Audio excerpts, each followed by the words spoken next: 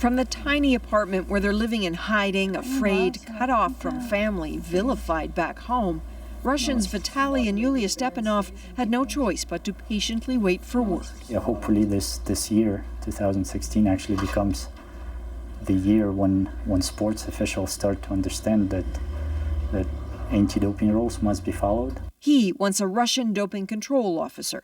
She, an athlete, once caught for doping.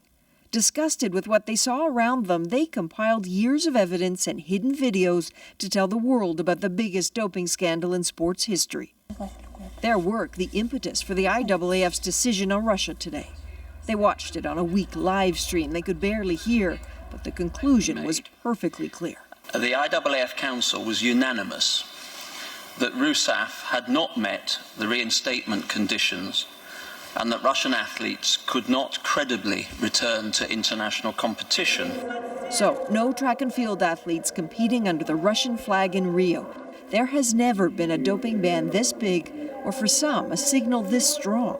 You should be scared from being tempted to put in place a state-run doping program.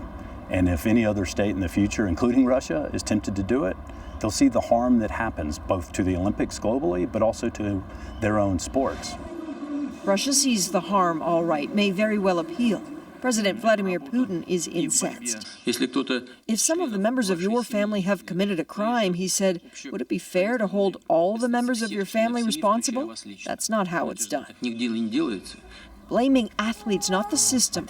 That answer is why Vitaly and Yulia seem so subdued. They don't sense real change. Sports officials will continue apologizing for athletes, but not admitting their own mistakes.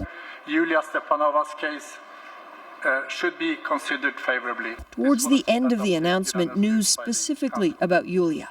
Yes, she once doped, but she sacrificed so much trying to clean up the sport, the IAAF may let her run again under a neutral flag. It's good news for me. She's never stopped training, has met an Olympic qualifying time, and is ready for Rio.